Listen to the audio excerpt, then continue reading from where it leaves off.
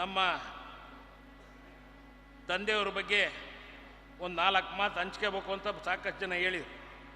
ಆ ನಿಟ್ಟಿನಲ್ಲಿ ನಮ್ಮ ತಂದೆಯವರು ಏನು ನನಗೆ ಅಪ್ಪನಾಗಿ ಎಂದೂ ಕಾಣಲಿಲ್ಲ, ನನಗೆ ಮಗನಾಗಿ ಎಂದೂ ಕಾಣಲಿಲ್ಲ. ಒಂದೊಮ್ಮೆ ಸ್ನೇಹಿತನಾಗೇ ಇದ್ದರು. ಪ್ರತಿಯೊಂದು ವಿಚಾರಗಳಲ್ಲಿ ಸಣ್ಣ ವಯಸ್ಸಿನಲ್ಲೇ ಒಂದು ಪೂಜ್ಯ ತಂದೆಯವರು ಏನು ವ್ಯಾಪಾರದಲ್ಲಿ ಪ್ರಾರಂಭ ಆಗಿ 1931 ಜನಿಸಿದ ನಮ್ಮ ತಂದೆಯವರು ಇಂಟರ್ಮೀಡಿಯೇಟ್ ತನಕ ವಿದ್ಯಾಭ್ಯಾಸವನ್ನು ಮಾಡಿ ಸಹೋದರರಿಗೊಂದಿಗೆ ಸ್ವಂತ ಉದ್ಯೋಗದಲ್ಲಿ ತೊಡಗಿ 18 ವರ್ಷದಲ್ಲೇ ನಮ್ಮ ದೇಶಾದ್ಯಂತ ಸಂಚಾರವನ್ನು ಮಾಡ್ತಾ 1969ರಲ್ಲಿ ನಮ್ಮ ಶಾಮನೂರು ಮನೆತನದ ಹಿರಿಯರು ಹಿತೈಷಿಗಳಾದಂಥ ನಮ್ಮ ಶಾಮನೂರು ಶಿವಜ್ಜರವರ ಒಂದು ಮಾರ್ಗದರ್ಶನದಲ್ಲಿ ನಗರಸಭೆಗೆ ಸ್ಪರ್ಧಿಸಿದರು. ನಗರಸಭೆಗೆ ಸ್ಪರ್ಧಿಸಿ ಅಂದು ನಗರಸಭೆಯ ಪ್ರವೇಶವನ್ನು ಮಾಡಿ ಯಶಸ್ಸನ್ನು ಕಂಡು 2 ಬಾರಿ ನಗರಸಭೆ ಸದಸ್ಯರಾಗಿ 1 ಬಾರಿ ಅಧ್ಯಕ್ಷರಾಗಿ ಬಾಪೂಜಿ ವಿದ್ಯಾಸಂಸ್ಥೆಯ ಆಡಳಿತ ಮಂಡಳಿಯ ಸದಸ್ಯರು ಆದರು.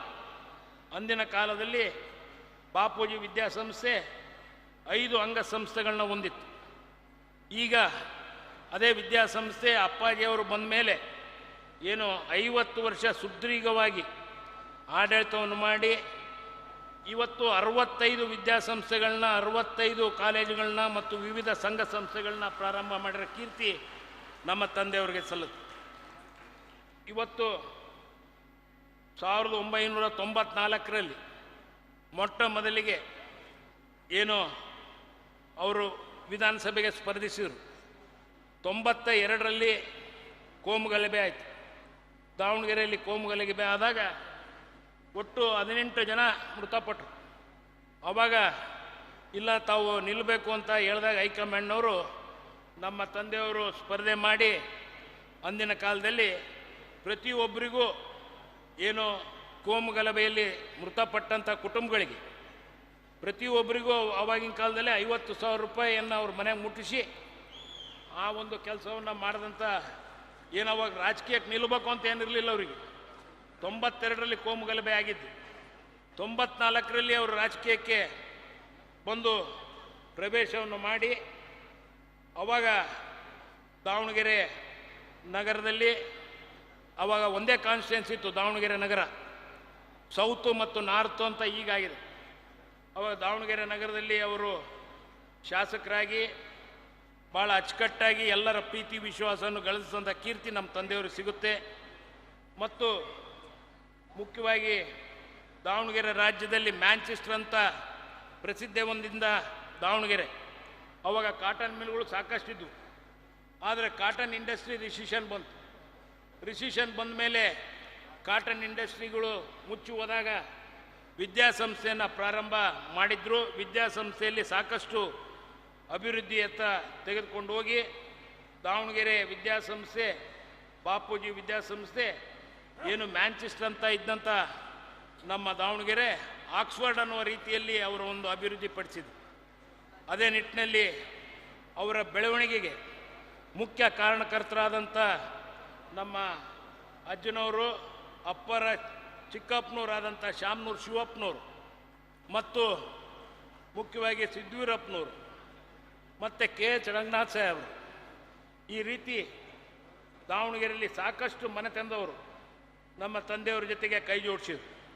ಅದರಲ್ಲಿ ಮುದೇಗೌಡಪ್ಪನವರು, ಮುದೇಗೌಡರು ರೇಣುಸಿದ್ದಪ್ಪನವರು, ಕಾಸಲ್ ವಿಠ್ಠಲ್ರವರು, IP ವಿಶ್ವರಾಧ್ಯರವರು, S ಕೊಟ್ರಬಸಪ್ಪನವರು, ಆಲೂರು ಮನೆ ತಂದವರು ಮತ್ತು ಸಮಾಜದ ಐನಹಳ್ಳಿ ಮನೆ ತಂದವರು, ಹೀಗೆ ಮಾಕ್ನೂರು ಮನೆ ತಂದವರು, ಕಿರುವಾಡಿ ಮನೆ ತಂದವರು ಮತ್ತು ಇತರ ಎಲ್ಲ ಮನೆ ತಂದವರು ಶ್ರಮಪಟ್ಟು ನಮ್ಮ ತಂದೆಯವರ ಪ್ರೋತ್ಸಾಹವನ್ನು ಕೊಟ್ಟಂಥ ದಿನಗಳು ನಾವು ಈಗಲೂ ನೆನೆಸ್ತಿದ್ದೀವಿ.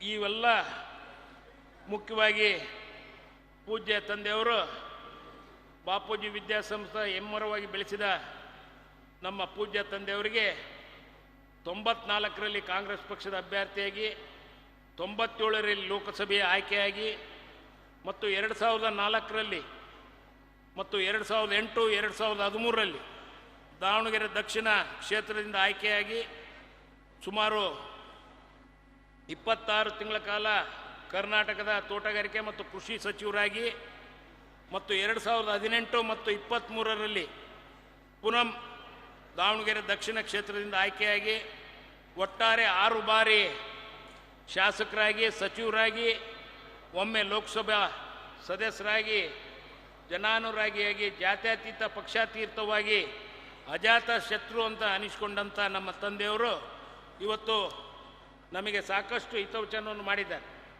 ಮುಖ್ಯವಾಗಿ ನಮ್ಮ ಪರಮ ಪೂಜ್ಯರ ಏನು ಪುರದ ಪುಣ್ಯವು ಪುರುಷ ರೂಪೊಂದೇ ಹೋಗುತ್ತಿದೆ ಎಂಬ ಕವಿ ರಾಘವಾಂಕರ್ ರಾಜ ಹರಿಶ್ಚಂದ್ರನು ತನ್ನ ರಾಜ್ಯವನ್ನು ಬಿಟ್ಟು ಹೋಗುವ ವೇಳೆ ವರ್ಣಿಸಿದ್ದು.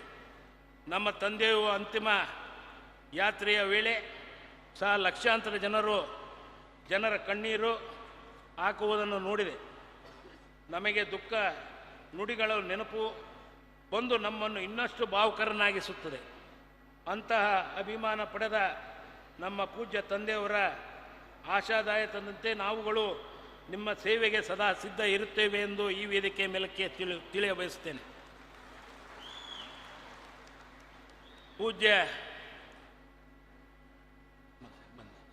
ಪೂಜ್ಯ ತಂದೆಯವರ ಬಡವರ ಬಗ್ಗೆ ಇದ್ದಂಥ ಕಾಳಜಿ ಕೋವಿಡ್-19ರಲ್ಲಿ ಉದಾಹರಣೆಗಳು ಸಾಕಷ್ಟಿದವು. ಮುಖ್ಯವಾಗಿ ಏನು ಕೋವಿಡ್ ಸಮಯದಲ್ಲಿ ದೇಶಾದ್ಯಂತ ಲಾಕ್ಡೌನ್ ಮತ್ತು ಇದರ ಎಲ್ಲ ಅವಾಗ ಅವರಿಗೆ 92 ವಯಸ್ಸು. ಅವಾಗ ಅವರು ರೆಗ್ಯುಲರಾಗಿ ರೌಂಡ್ಸ್ಗೆ ಹೋದಂಗೆ ಹೋಗ್ತಾಯಿದ್ರು. ಸಿಟಿನಲ್ಲಿ ಹೋಗಿ ಬಂದಾಗ ನನಗಿನ್ನೂ ನೆನಪೈತಿ. ನನ್ನ ಹತ್ರ ಬಂದ್ಬಿಡಿ ಆ ವಾರ್ಡ್ನಲ್ಲಿ ಈ ವಾರ್ಡ್ನಲ್ಲಿ ಸರಿಯಾಗಿ ಕೋವಿಡ್ ವ್ಯಾಕ್ಸಿನೇಷನ್ ಹಂಚ್ತಾ ಇಲ್ಲ, ಅಲ್ಲಿ 1000 ಜನ ಕ್ಯೂ ನಿಂತಾರೆ, ಬರೀ 100-150 ಕೋವಿಡ್ ವ್ಯಾಕ್ಸಿನೇಷನ್ ಕೊಡ್ತಾ ಇದ್ದಾರೆ, ಇದಕ್ಕೇನಾರು ಮಾಡಬೇಕು ಅಂತಂದು ಕೇಳಿದಾಗ ನಾವು ಇಮಿಡಿಯೇಟಾಗಿ ಮಾತನಾಡಿದ್ದು ಕೋವಿಡ್ ವ್ಯಾಕ್ಸಿನ್ ಮ್ಯಾನುಫ್ಯಾಕ್ಚರ್ ಆದಂಥ ಪೂನಾವಾಲಾ ಹತ್ರ ಮಾತಾಡಿ ಅವರಲ್ಲಿ 1 ಲಕ್ಷ ಕೋವಿಡ್ ವ್ಯಾಕ್ಸಿನ್ನ ಇಮಿಡಿಯೇಟಾಗಿ ತರಿಸಿದ್ರು. ಒಟ್ಟು 6 ಕೋಟಿ ರೂಪಾಯಿ ಅಂದಾಜು ಕೊಡಿಸ್ಬಿಟ್ಟು ಇದು ಪಕ್ಷಾತೀತವಾಗಿ ನಾವು ಪ್ರತಿಯೊಬ್ಬ ಜನತೆಗೂ ಕೋವಿಡ್ ವ್ಯಾಕ್ಸಿನನ್ನು ಕೊಡಬೇಕು ಅನ್ನೋ ಅವರ ಒಂದು ಕಾಳಜಿ ನೋಡಿ ಭಾಳ ನಮಗೆಲ್ಲ ತುಂಬಿರೋದ್ರಿಂದ ಇನ್ನೂ ಕಣ್ಣಲ್ಲೇ ಐತಿ. ಮತ್ತು ಮುಖ್ಯವಾಗಿ ಪ್ರತಿಯೊಂದು ವಿಚಾರಗಳಲ್ಲಿ ಅದರಲ್ಲಿ ಮನೆತನದ ವಿಚಾರ ಆಗಿರ್ಬೋದು, ಅಣ್ಣ ತಮ್ಮಗಳ ವಿಚಾರ ಆಗಿರ್ಬೋದು, ಮಕ್ಕಳುಗಳ ವಿಚಾರ ಆಗಿರ್ಬೋದು, ಅವರನ್ನು ಪ್ರತಿಯೊಬ್ಬರಿಗೂ ಇಂಡಿವಿಜುವಲಾಗಿ ಕರೆಸಿ ಮಾತಾಡಿ ಏನಾಗಿದೆಯಪ್ಪ, ಏನು ಸಮಾಚಾರ ನಿಂದು ಅಂತ ಕೇಳಿ ಪ್ರೋತ್ಸಾಹವನ್ನು ಮಾಡಿದಂಥ ಕೀರ್ತಿ ನಮ್ಮ ತಂದೆಯವ್ರಿಗಿದೆ ಅಂದರೆ ತಪ್ಪಾಗಲಾರ್ದು. ಮುಖ್ಯವಾಗಿ ಕೊನೆ ಇಳಿ ವಯಸ್ಸಿನಲ್ಲಿ ನನಗಿನ್ನೂ ನೆನಪೈತೆ, ನಾನು ಏನು 1967ರಲ್ಲಿ ಮೊಟ್ಟ ಮೊದಲಿಗೆ ಅವರು ಕಾರ್ಖಾನೆಯನ್ನು ಪ್ರಾರಂಭ ಮಾಡಿದರು. ಏನು ರೈಸ್ ಮಿಲ್ಲನ್ನು ಪ್ರಾರಂಭ ಮಾಡಿ ಅವಾಗ ಅಂದಿನ ಕಾಲದಲ್ಲಿ ಬೀರಿ ಜತ್ತಿಯವ್ರನ್ನ ಕರೆಸಿ ಉದ್ಘಾಟನೆ ಮಾಡಿಸಿದ್ರು. ಮೊನ್ನೆ ಅವರ ಜೂನ್ 16 ಅದಕ್ಕಿಂತ ಮುಂಚೆ ಒಂದು 6 ತಿಂಗಳು ಮುಂಚೆ ಇಲ್ಲ ನಾನು ದಾಲ್ ಮಿಲ್ ಮಾಡಬೇಕು, ನಾನು ಸಿದ್ದರಾಮಯ್ಯನವರೇ ಬಂದು ಉದ್ಘಾಟನೆ ಮಾಡ್ಬೇಕು, ಇನ್ಯಾರು ಬರೋಂಗಿಲ್ಲ ನೋಡು, ಫಸ್ಟ್ ಅವ್ರನ್ನೇ ಕರೆಸ್ಬೇಕು ಅಂತ ನನಗೆ ಹೇಳಿದ್ರು. ಅವಾಗ ಸಿದ್ದರಾಮಯ್ಯನವರು ಬಂದು ಅವರ ಒಂದು ಕೊನೆ ಆಸೆನ ಈಡೇರಿಸಿದ್ದಾರೆ. ಅವರಿಗೆ ನಾನು ನಮ್ಮ ಮನೆತನದ ಪರವಾಗಿ ತುಂಬಿರೋದ್ರಿಂದ ಅಭಿನಂದನೆಗಳನ್ನ ಸಲ್ಲಿಸ್ತೇನೆ.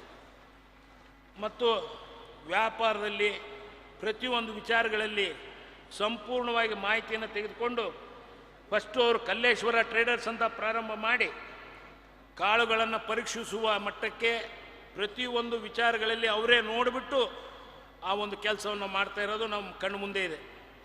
ಮತ್ತು 94ರಲ್ಲಿ ದಾವಣಗೆರೆ ಸಕ್ಕರೆ ಕಂಪನಿಯನ್ನು ಪ್ರಾರಂಭ ಮಾಡಿದಾಗ ಸಾಕಷ್ಟು ಪ್ರೋತ್ಸಾಹವನ್ನು ಮಾಡಿ ಇಂದು ಹೆಚ್ಚು ಕಡಿಮೆ 6 ಕಾರ್ಖಾನೆಗಳ ಸಕ್ಕರೆ ಕಾರ್ಖಾನೆಗಳನ್ನ ಪ್ರಾರಂಭ ಮಾಡಿಸಿದ್ದಾರೆ. ಅವರ ಒಂದು ಪ್ರೋತ್ಸಾಹದಿಂದ ಇವತ್ತು ನಾವು ಹೆಚ್ಚು ಕಾರ್ಖಾನೆಗಳನ್ನ ಪ್ರಾರಂಭ ಮಾಡಿ ಪ್ರತಿಯೊಬ್ಬ ರೈತರ ಆಗಿರ್ಬೋದು, ಕಾರ್ಮಿಕರಾಗಿರ್ಬೋದು, ಈ ರೀತಿ ಸಾಕಷ್ಟು ಜನಕ್ಕೆ ಉದ್ಯೋಗವನ್ನು ಕೊಡುವ ಮೂಲಕ ಮತ್ತು ಪ್ರತಿಯೊಂದು ವಿಚಾರದಲ್ಲಿ ಭಾಗಿಯಾಗಿದ್ದೇವೆ ಅಂತ ತಪ್ಪಾಗಲಾರದು. ಮತ್ತು ಮುಖ್ಯವಾಗಿ ಎಲ್ಲ ವಿಚಾರಗಳನ್ನ ಕೂಲಂಕುಷವಾಗಿ ಮಾತನಾಡ್ತಾ ಫ್ಲೋರ್ ಮಿಲ್ ಇರ್ಬೋದು, ಎಕ್ಸ್ಪೋರ್ಟ್ ಗಾರ್ಮೆಂಟ್ಸ್ ಇರ್ಬೋದು, ಪ್ರತಿಯೊಂದು ವಿಚಾರಗಳಲ್ಲಿ ಅವರು ಸಾಕಷ್ಟು ಪ್ರೋತ್ಸಾಹವನ್ನು ಕೊಡ್ತಾ ಇದ್ದಿದ್ದು ನಾವೆಲ್ಲ ನೋಡಿದ್ವಿ, ಮಾಡಿದ್ವಿ. ಮತ್ತು ಈಗ ಪೂಜ್ಯ ತಂದೆಯವರ ಏನು ವೀರಶೈವ ಮಹಾಸಭಾದೊಂದಿಗೆ ಇದ್ದಂಥ ನಂಟು, ಸತತ 3 ಬಾರಿ ನಮ್ಮ ವೀರಶೈವ ಸಮಾಜದ ಅಧ್ಯಕ್ಷರಾಗಿ ಯಶಸ್ವಿಯಾಗಿ ಕಾರ್ಯನಿರ್ವಹಿಸಿದ್ದಾರೆ. ಮತ್ತು ಮುಖ್ಯವಾಗಿ ಅಂದು 14ನೇ ತಾರೀಕು ಏನು ತಾವೆಲ್ಲರೂ ಸಾಕಷ್ಟು ಜನ ಬಂದು ನಮ್ಮ ತಂದೆಯವರ ಬಗ್ಗೆ ಸಾಕಷ್ಟು ಕಾಳಜಿಯನ್ನು ವಹಿಸಿದ್ರಿ. ಸಮಾಜದ ಮತ್ತು ಪ್ರತಿಯೊಬ್ಬ ಸಮಾಜದ ಪ್ರತಿಯೊಬ್ಬರು ಈ ಒಂದು ಕಾರ್ಯಕ್ರಮದಲ್ಲಿ ಪಾಲ್ಗೊಂಡಿದ್ದೀರಿ. ಮತ್ತು ಮುಖ್ಯವಾಗಿ ಇಲ್ಲೇ ಬರ್ತಾಯಿದ್ರು, ಪ್ರತಿ ದಿವಸ ಬಂದುಬಿಟ್ಟು ರೈಸ್ ಮಿಲ್ಲಲ್ಲಿ ಒಂದು ಅರ್ಧ ಗಂಟೆ ಕೂತ್ಕೊಂಡು ಹಿಂದ್ಗಡೆ ಬಂದು ದನ ಕರುಗಳು ನೋಡಿ ಇಲ್ಲಿ ಇದೇ ಜಾಗದಲ್ಲಿ ದಿನನಿತ್ಯ ನೋಡ್ಕೊಂಡು ಹೋಗ್ತಾಯಿದ್ರು. ಆ ನಿಟ್ಟಿನಲ್ಲಿ ನಮ್ಮ ಪೂಜ್ಯ ಗುರುಗಳು, ನೀನು ಏನೇ ಆಗಲಿ ಇಲ್ಲೇ ಕಾರ್ಯಕ್ರಮವನ್ನು ಮಾಡಬೇಕು, ನೀನು ಅವ್ರು ಅಡ್ಡಾಡಿದ ಸ್ಥಳಗಳಲ್ಲೇ ನೀನು ಕಾರ್ಯಕ್ರಮ ಮಾಡಬೇಕು ಅಂತ ನಮ್ಮ ಸಿರಿಗೆರೆ ಗುರುಗಳು ಅವರ ಒಂದು ಅಭಿಲಾಷೆ ಇತ್ತು. ಅದೇ ರೀತಿ ಇವತ್ತು ಈ ಕಾರ್ಯಕ್ರಮವನ್ನು ಇಲ್ಲೇ ಏರ್ಪಾಡು ಮಾಡಿದ್ದೇವೆ. ನಮ್ಮ ರೈತ ಬಾಂಧವರು ಸಾಕಷ್ಟು ಜನ ನಮಗೆ ಜಮೀನನ್ನು ಏನು ಪಾರ್ಕಿಂಗ್ ಆಗಿರ್ಬೋದು, ವ್ಯವಸ್ಥೆಗೆ ಎಲ್ಲರೂ ವಾಲಂಟ್ರಾಗಿ ಅವರು ಮಾಡ್ಕೊಂಡು ಮಾಡಪ್ಪ ಅಂತಂದೇಳಿ ಪ್ರೋತ್ಸಾಹವನ್ನು ಕೊಟ್ಟಿದ್ದಾರೆ. ಅವರಿಗೂ ನಾನು ತುಂಬುವುದರಿಂದ ಅವರಿಗೆಲ್ಲರಿಗೂ ನಾನು ನಮ್ಮ ಶಾಮನೂರು ಕುಟುಂಬದ ಪರವಾಗಿ ಅಭಿನಂದನೆಗಳನ್ನು ಸಲ್ಲಿಸ್ತೇನೆ. ಮತ್ತು ನಮ್ಮ ಅಪ್ಪಾಜಿಯರು ಕಟ್ಟಿರುವ ಉದ್ಯಮೆ, ಸಂಸ್ಕಾರ, ಗುರು ಹಿರಿಯರ ಆಶೀರ್ವಾದ, ಮಾರ್ಗದರ್ಶನ ಇವೆಲ್ಲವಕ್ಕೂ ನಮ್ಮ ಶಾಮನೂರು ಕುಟುಂಬ ಒಂದಾಗಿ ಕಟ್ಟಿಬದ್ಧರಾಗಿ ನಡೆಸಿಕೊಂಡು ಹೋಗುತ್ತೇವೆ ಅಂತ ನಾನು ತಮಗೆ ಎಲ್ಲರಿಗೂ ತುಂಬು ಭರವಸೆಯನ್ನು ಕೊಡ್ತಾ, ಮಕ್ಕಳು ಸಾಕಷ್ಟು ಜನ ಆದರೆ 17 ಜನ ಮೊಮ್ಮಕ್ಕಳು ಮತ್ತು ಸಾಕಷ್ಟು ಪ್ರೀತಿ ಪ್ರತಿಯೊಂದು ವಿಚಾರಗಳಲ್ಲಿ ನಮ್ಮ ಸ್ನೇಹಿತರು, ನಮ್ಮ ತಂದೆಯವರ ಸ್ನೇಹಿತರು ಕೊನೆ ತನಕನೂ ಸ್ನೇಹದಲ್ಲಿ ಪ್ರತಿಯೊಂದು ದಿವಸ 8:30 ಆದರೆ 8 ಜನ ಸೇರ್ಕೊಂಬಿಡೋರು. ಭಾಳ ಒಂದು ಅಚ್ಚುಕಟ್ಟಾಗಿ ಒಳ್ಳೆ ಜೀವನವನ್ನು ಮಾಡಿದ್ದಾರೆ. ಒಳ್ಳೆ ಸೊಗಸಾದ ಆನಂದವಾಗಿ ಜೀವನವನ್ನು ಹ್ಯಾಪಿ ಲೈಫ್ ಲೀಡ್ ಮಾಡಿದ್ದಾರೆ. ಅವರಿಗೆ ಭಗವಂತ ಇನ್ನೂ ಚಿರಶಾಂತಿಯನ್ನು ಕೊಡಲಿ. ಅವರ ಮನೆದವರು, ನಮ್ಮ ಎಲ್ಲ ಸಂಬಂಧಿಕರು ಎಲ್ಲರಿಗೂ ಒಳ್ಳೆ ರೀತಿಯಿಂದ ಒಳ್ಳೆಯ ಕೆಲಸ ಕಾರ್ಯಗಳನ್ನ ಮಾಡೋಣ ಅಂಥೇಳಿ ಏನು ದಾವಣಗೆರೆಯ ಬ್ರ್ಯಾಂಡ್ ಅಂಬಾಸಡರ್ ಅಂತಲೇ ಅವ್ರು ಕರೆಸ್ಕೊಂತಿದ್ರು. ಆ ಒಂದು ವ್ಯಕ್ತಿಗೆ ಇವತ್ತು ನಾವೆಲ್ಲರೂ ಕಳ್ಕೊಂಡಿದ್ದೀವಿ. ಆದರೂ ನಾವೆಲ್ಲರೂ ಪೂಜ್ಯ ತಂದೆಯವರ ನಮ್ಮ ಮನೆ ತಂದವರು ಇಂಥ ತಂದೆಯವ್ರನ್ನ ಪಡ್ಕೊಂಡಿರೋದು ನಮ್ಮೆಲ್ಲರ ಭಾಗ್ಯ ಅಂತ ನಾವು ಅಂದ್ಕೊತೀವಿ. ಮತ್ತು ನಾವೆಲ್ಲರೂ ಧನ್ಯರು ಎಂದು ನಾನು ಸ್ಮರಿಸುತ್ತಾ ಈ ಕಾರ್ಯಕ್ರಮಕ್ಕೆ ನನಗೂ ಮತ್ತೊಮ್ಮೆ ಸರ್ವರಿಗೂ ಎಲ್ಲರಿಗೂ ಭಾಷಣವನ್ನು ಮುಟುಕುಗೊಳಿಸ್ತಾ ತಮಗೆಲ್ಲರಿಗೂ ನಾನು ತುಂಬುವುದರಿಂದ ಮತ್ತೊಮ್ಮೆ ಸ್ವಾಗತವನ್ನು ಕೋರಿ ನನ್ನ 4 ಮಾತನ್ನು ಮುಗಿಸ್ತೇನೆ. ಜೈ ಹಿಂದ್.